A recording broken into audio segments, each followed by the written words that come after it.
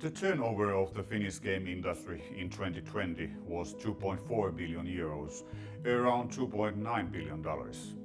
This represents 90% growth compared to the previous year 2019 and over 12% growth comparison to the previous study from 2018.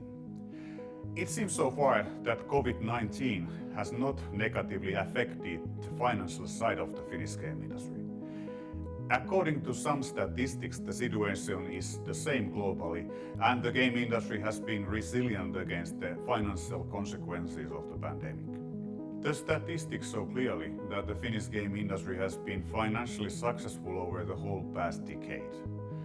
The growth spurt started in 2012 with the success of Rovio and Supercell, and the industry reached its peak turnover so far, 2.5 billion euros in 2016. When it comes to the financial performance, perhaps the most significant change over the last years has been the decrease of Supercell's weight in the Finnish game industry portfolio. In 2015, Supercell's share of the total turnover was almost 88%. In 2018, the company's share was 65%, and in 2020, around 54%. This is a further proof that the Finnish game industry is not by any means a one-hit wonder. The change in the structure of the industry can also be seen in the statistics. The number of studios making more than 100 million euro turnover has increased from 2 in 2018 to 4 already in 2019. At the end of 2020, there were 46 studios with an annual turnover of more than 1 million euros. This is 12 more than in our previous study from 2018.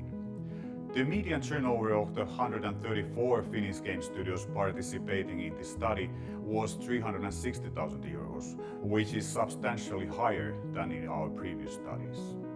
Unlike in some statistics, investments or other similar transactions are not included here in the turnover figures. All these figures together are further proof that the prosperous middle class of Finnish game studios has grown more substantial in 2019-2020. In 2019-2020, Finnish game studios received almost 100 million euros in investments. The Seriously Playtika acquisition is excluded from this calculation.